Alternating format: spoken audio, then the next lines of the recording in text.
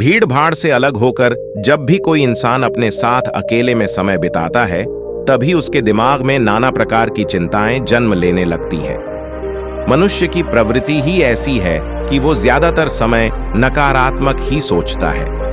अपने लक्ष्य को कैसे प्राप्त किया जाए, ये सोचने की जगह वो ये सोचता है कि अगर लक्ष्य पूरा नहीं हुआ तो मैं क्या करूंगा। और इस प्रकार की नकारात्मक विचारधारा के कारण जीवन परांत डर डर कर जीता रहता है। अगर पूरी बुद्धिमानी और सजगता के साथ इस डर को समझा जाए तो यही डर इंसान के पतन का कारण बनता है। ऐसा मनुष्य जो खुद पर संजय करता है, खुद पर संदेह करता है, भला वो कैसे सफल हो सकता है। लेकिन बुद्धिमानी से अगर इस डर का उपयोग किया जाए तो यही डर उसकी सबसे बड़ी ताकत बन सकता है। काश केवल एक बार उसने खुद पर विश्वास किया होता तो उसे मालूम होता है कि उसके डर में ही उसकी ताकत का रहस्य छुपा हुआ है। यह कहकर सन्यासी चुप हो गया और चुपचाप अपने कदमों पर ध्यान लगाते हुए जंगली घास पे से आगे बढ़ने लगा। संध्या का समय था। सन्यासी और एक लकड़हारा जंगल में से होकर गांव की तरफ निकल रहे थे। सन्यासी के ये शब्द लकड़हारे को कुछ समझ में नहीं आए। वो सोच रहा था कि डर में ताकत कैसे हो सकती है। डर तो आदमी को कमजोर बनाता है। अपने मन की उत्सुकता को जब वह काबू नहीं कर सका तो उसने सन्यासी से पूछा कि महात्मन, आप ये क्या कह रहे हैं कि डर में ताकत होती है? डर तो आदमी को कमजोर बनाता है, उसे तो अपना डर दूर करना चाहिए। लकड़हारा अपनी बात पूरी कर पाता उससे पहले ही उसे एक शेर की दहाड़ सुनाई दी। शेर की गर्जन सुनकर लकड़हारे का रोम रोम कांप गया। उसके कान खड़े हो गए। जंगल से आती एक एक आहट उसे साफ सुनाई दे रही थी। उसके कदम वहीं पर जम गए थे। वो हिल भी नहीं पा रहा था। उसे पता था कि थोड़ी सी हरकत उसकी जान जोखिम में डाल सकती है। उसका दिल तो तेजी के साथ धड़क रहा था, लेकिन फिर भी वो अपनी सांसों पर काबू पाने का प्रयास कर रहा था। कुछ देर बाद जब खतरा टल गया तब सन्यासी ने कहना शुरू किया। सन्यासी ने कहा कि अभी जब तुम डरे हुए थे तो तुम्हारे शरीर का रोम रोम जाग गया था। जंगल से आ रही छोटी से छोटी आहट पर भी तुम्हारा ध्यान लगा हुआ था। तो इस प्रकार अपने मन के डर के कारण तुम होश में आ पाए, तुम पूरा ध्यान लगा पाए। इससे पहले जब तक तुम्हें शेर की दहाड़ सुनाई नहीं दी थी तब तक तुम अपने विचारों में खोए हुए थे, लेकिन जैसे ही तुम्हें शेर की दहाड़ सुनाई दी वैसे ही तुम्हारे सारे विचार गायब होकर हम वर्तमान में उपस्थित हो गए थे। यदि तुम्हें अभी शेर से बचकर भागना होता या फिर उससे लड़ना होता तो तुम्हें अपने शरीर की वो क्षमता देखने को मिलती जो आज तक जीवन में तुमने खुद भी महसूस नहीं की होगी। जब कोई कुत्ता तुम्हारे पीछे दौड़ता है उस समय तुम्हारी जो रफ्तार होती है वो तुम्हारी आम जिंदगी से कहीं ज्यादा होती है। साधारण जीवन में तुम इतने तेज नहीं दौड़ पाओगे जितना कि एक कुत्ते के सामने दौड़ पाओगे। ये ताकत या कहें कि हमारे शरीर की क्षमता अभी देखने को मिलती है। जब हमारा मन डर में होता है, किसी डरावनी परिस्थिति में हमारा मस्तिष्क और हमारा शरीर अपने उच्चतम श्रेणी में काम करता है। जो काम तुम आम जिंदगी में नहीं कर पाते वो तुम्हें डरा कर कराया जा सकता है। जहां पर भी तुम्हें डर का एहसास होता है वहीं पर तुम्हारी इंद्रियां पूर्ण रूप से सक्रिय हो जाती है। तुम्हारे कानों की सुनने की क्षमता तेज हो जाती है, दृष्टि एकटक हो जाती है, पूरी सजग हो जाती है, सक्रियता बढ़ जाती है। और जैसे जैसे वो डर खत्म होता है वैसे वैसे तुम सुप्त अवस्था में चले जाते हो। तुम सो जाते हो और तुम्हारे इंद्रिय फिर से आराम की स्थिति में चली जाती है। सन्यासी ने लकड़हारे से कहना जारी रखा कि परीक्षा से एक दिन पहले जो याद करने की तुम्हारी गति होती है वो साधारण याद करने की क्षमता से कहीं तेज होती है। सिर्फ एक बार याद किया हुआ तुम्हें परीक्षा के समय याद रह जाता है और तुम जानते हो कि ये सब परीक्षा के डर से ही होता है। इसीलिए डर को दूर करने की जगह इंसान को ये सोचना चाहिए कि वो अपने डर को ताकत कैसे बना सकता है। जिस प्रकार सुख और दुख, प्रकाश और अंधेरा एक ही सिक्के के दो पहलू होते हैं, उसी प्रकार डर और ताकत भी एक ही सिक्के के दो पहलू होते हैं। जिस प्रकार रोशनी के बिना अंधेरा पूर्ण नहीं होता, सुख के बिना दुख पूर्ण नहीं होता, उसी प्रकार डर के बिना ताकत का भी कोई महत्व नहीं है। लकड़हारा सन्यासी के ज्ञान से बहुत प्रभावित हुआ। उनके चरणों में नतमस्तक हो गया और उनसे पूछा कि महात्मा, अंधेरे को तो दिया जलाकर रोशनी से भरा जा सकता है, लेकिन अपने डर को ताकत में कैसे बदले? इसके लिए कोई उपाय बताएं। इस पर सन्यासी ने कहा कि डर दो प्रकार के होते हैं, सबसे पहला मानसिक डर और दूसरा शारीरिक डर। सन्यासी ने लकड़हारे को समझाते हुए कहना शुरू किया कि मान लो तुम्हें जंगल से होकर गुजरना है और अचानक तुम पाते हो कि तुम्हारे मन में शेर का ख्याल आ गया। अभी तक प्रत्यक्ष रूप में शेर तुम्हारे सामने नहीं आया है ना, उसकी दहाड़ सुनाई दी, मतलब दूर दूर तक कोई अंदेशा नहीं है कि जंगल में शेर मौजूद है, लेकिन शेर का ख्याल आने से तुम्हारे मन में एक डर पनप गया। अब तुम्हारा उठने वाला एक एक कदम उसी डर से अभिभूत होगा। हर समय तुम्हारे मन में यही ख्याल चलेगा कि कहीं शेर ना आ जाए। ये शेर वर्तमान में तुम्हारे सामने नहीं है, ये तुम्हारी बहुविषयक की कल्पना है। इसी प्रकार जो मनुष्य अतीत और भविष्य की चिंताओं में डूबा रहता है वो मानसिक डर का शिकार होता चला जाता है। इसी विडंबना के कारण वो अपने जीवन में जितने भी निर्णय लेता है वो सारे मानसिक डर से ग्रसित होते हैं। इसीलिए ज्यादातर मनुष्य पूर्ण रूप से अपने निर्णय पर भरोसा नहीं कर पाते हैं, और यही निर्णय या फिर फैसले जो आधे मन से लिए जाते हैं मनुष्य के कार्य को पूरा नहीं होने देते। लेकिन यह भी सत्य है कि मानसिक डर के कारण ही इंसान अपनी तैयारी पूरी करता है। अगर तुम्हारे मन में शेर का ख्याल नहीं आएगा तो तुम शेर से सुरक्षा के लिए कोई भी कदम नहीं उठाओगे, लेकिन अगर तुम्हें शेर का ख्याल आ गया तो तुम उससे सुरक्षा के लिए कोई ना कोई तरीका जरूर अपनाओगे। तो इसीलिए मानसिक डर बेकार नहीं होता, वो आपकी सुरक्षा को और ज्यादा मजबूत भी करता है। लेकिन समस्या तब शुरू होती है जब आप चाहकर भी कुछ नहीं कर सकते, लेकिन उसके बावजूद आप मानसिक डर झेल रहे होते हो। उदाहरण के लिए कुछ मनुष्य हमेशा ये सोचते रहते हैं कि उन्हें कोई बीमारी ना हो जाए, कहीं उनके साथ कोई दुर्घटना घट जाए, कहीं उनके साथ कोई धोखा ना कर दे। लेकिन इन सब घटनाओं पर उनका कोई जोर नहीं होता है, ये उनके हाथ में नहीं होता है।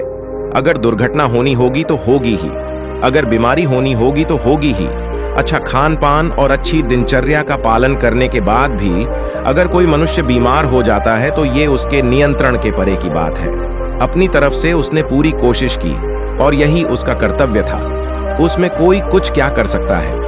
जो घटनाएं इंसान की पहुंच के परे होती है वो उनसे भी परेशान होता रहता है, उनसे भी उसका मन घबराता रहता है, और यही मानसिक डर उसके पतन का कारण बनता है। और यही मानसिक डर अगर सही तरीके से इस्तेमाल किया जाए तो मनुष्य समझदार और अनुभवी कहलाएगा। जो इंसान ये सोचता है कि कांटे सिर्फ दर्द देने के लिए ही बने हैं, वो ये भूल जाता है कि कांटे ही फूलों की रक्षा करते हैं। इसी प्रकार एक ज्ञानी मनुष्य किसी भी चीज का उपयोग अपने सकारात्मक तरीके से कर सकता है, लेकिन एक अज्ञानी मनुष्य है अपनी अज्ञानता वश उन चीजों को भी छोड़ देता है जो उसके लिए उपयोगी होती है। विवेकशील मनुष्य फेंके गए पत्थरों का भी महल खड़ा कर लेता है, लेकिन एक अज्ञानी मनुष्य उन पत्थरों को दूसरों पर फेंकता रहता है। अगर किसी मनुष्य को अपने मानसिक डर को ताकत में बदलना है तो उसके कुछ नियम हैं, कुछ उपाय हैं। सबसे पहला उपाय अपने विचारों का निरीक्षण करना। अगर हम अपने जीवन में अपने विचारों का निरीक्षण करेंगे तो हम पाएंगे कि ज्यादातर विचार हमारे काल्पनिक होते हैं, और इसीलिए जो डर उन विचारों के कारण पनपता है वो भी काल्पनिक होता है। ज्यादा सोचने वाले लोगों को जब सोचने के लिए कुछ नहीं मिलता तो वो निरर्थक बातों के बारे में सोचने लगते हैं, और वो बेकार के विचार उसे तो परेशान करते ही हैं, साथ के साथ उसके परिजनों को, उसके सगे संबंधियों को भी परेशान करते हैं। इसीलिए ज्यादा सोचने वाले लोगों को यह समझना चाहिए कि मन में उठ रहे तमाम विचारों में से काम के विचार कौन से हैं और बेकार के विचार कौन से हैं। जो निरर्थक विचार हो उन्हें दूर करते जाओ, और जो सार्थक विचार हो उनको गहराई से सोचना शुरू करो। तभी तुम्हारी समस्याओं के, तुम्हारी उलझनों के उपाय निकलेंगे। मानसिक डर को दूर करने का दूसरा उपाय है उसका सामना करना। इसका मतलब यह नहीं है कि तुम शेर के सामने जाकर खड़े हो जाओ, बल्कि इसका मतलब यह है कि पूर्ण सुरक्षा के साथ तुम जंगल में जा रहे हो। यदि जंगल में जाना बहुत आवश्यक है तो तुम शेर के डर से अपने घर पर नहीं बैठ सकते हो। इसी प्रकार मनुष्य के जीवन में बहुत सारे डर होते हैं, जैसे कि परीक्षा का डर, लक्ष्य न पाने का डर, झूठ बोलने का डर, सच के पता लग जाने का डर, अपनों को खो देने का डर, दुर्घटना हो जाने का डर। लेकिन जैसे जैसे समय के साथ इन डरों का सामना किया जाता है वैसे वैसे ये डर जीवन से दूर होते चले जाते हैं। अगर तुम इनसे बचने का प्रयास करते हो तो ये जीवन भर तुम्हें सताते रहेंगे। ये तभी दूर हो सकते हैं जब तुम इनका सामना करो। कुछ लोगों को तो दूसरों के सामने खुलकर बात करने में भी डर लगता है। ऐसे लोगों को अनजान लोगों से बात करनी चाहिए। जितना ही वो लोगों से बात करेंगे उतना ही उनके मन का डर दूर होता जाएगा। मानसिक डर को ताकत में बदलने का तीसरा उपाय है अपने डर को स्वीकार करना। बहुत से लोग अपने जीवन में अपने डर को स्वीकार ही नहीं कर पाते। अगर आप उनसे पूछेंगे कि उन्हें किस चीज से डर लगता है तो वह साफ इनकार कर देंगे कि उन्हें किसी चीज से कोई डर नहीं लगता। लेकिन दूसरों की नजरों में ऊंचा उठने के लिए ये झूठ उन्हें बहुत महंगा पड़ता है। अगर वो अपने डर को स्वीकार करना नहीं सीखेंगे तो वो जीवन पर्यंत उस डर से मुक्त नहीं हो पाएंगे। इसीलिए समझदारी इसी में है कि अपने डर को स्वीकार कर लिया जाए। अगर आपको किसी चीज से डर लगता है तो किसी से शर्माने की या झिझकने की जरूरत नहीं है। हर मनुष्य को, हर इंसान को किसी न किसी चीज से डर लगता ही है। और आप पाएंगे कि जैसे ही आप अपने डर को स्वीकार करते हैं वैसे ही आपका डर खत्म होना शुरू हो जाता है। और जितना ही आप अपने डर को छुपाने की कोशिश करेंगे आपका डर उतना ही मजबूत होता चला जाता है। ये सारे तरीके तुम्हारे मानसिक डर को दूर कर सकते हैं, लेकिन शारीरिक डर को दूर करने के लिए तुम्हें दूसरे तरीके अपनाने होंगे। सबसे पहले ये समझो कि शारीरिक डर कौन सा होता है। मान लो तुम किसी जंगल से गुजर रहे हो और अचानक तुम्हारे सामने शेर आ जाता है। तुमने पहले नहीं सोचा था कि शेर तुम्हारे सामने आ सकता है, लेकिन जब वो तुम्हारे सामने आता है तो तुम्हारी सारी शारीरिक गतिविधि या शिथिल हो जाती है। तुम्हारी सांसें अटक जाती हैं, मस्तिष्क काम करना बंद कर देता है और तुम्हारा दिल तेजी के साथ धड़कने लगता है। तो इसीलिए जब बिन सोची बात हमारे साथ घटित होती है तो हमारा शरीर उस डर को महसूस कर पाता है और वही शारीरिक डर कहलाता है। ऐसे समय में शारीरिक डर को दूर करने के कुछ उपाय हैं, कुछ तरीके हैं। सबसे पहला उपाय तो यही है कि अपने ऊपर संयम रखें। जब किसी मनुष्य के साथ बिन सोची बात घटती है तो सबसे पहले उसका संयम टूट जाता है और संयम टूटने के साथ उसका मस्तिष्क काम करना बंद कर देता है और इसी वजह से सोचने और समझने की प्रक्रिया भी रुक जाती है, क्योंकि हमारा शरीर उसी प्रकार कार्य करेगा जिस प्रकार हमारा मस्तिष्क उसे निर्देश देगा। अगर मस्तिष्क की सोचने समझने की शक्ति खत्म हो गई तो हमारा शरीर भी शिथिल हो जाता है। तो इसीलिए अगर कठिन समय में मनुष्य अपने ऊपर संयम रखता है तो उसका मस्तिष्क सही तरीके से काम करता है और वो सही निर्णय लेकर उस परिस्थिति से तत्काल बाहर आ सकता है। यहाँ पर दूसरा उपाय समझने का ये है कि जीवन में कुछ भी घटित हो सकता है। जीवन बड़ा चमत्कारिक होता है, वो हमारी सोच के अनुरूप नहीं चलता, बल्कि उसमें कुछ भी हो सकता है और यही जीवन की खूबसूरती होती है। अगर आपको आज ही पता चल जाए कि आने वाले 10 साल तक अब क्या कर पाएंगे तो आपकी जीवन में से रुचि खत्म हो जाएगी। लेकिन अगर जीवन एक रहस्यमयी किताब की तरह बना रहेगा तो आप अपने जीवन से कभी नहीं थकेंगे। आपका जीवन आपको आश्चर्यचकित करता रहेगा।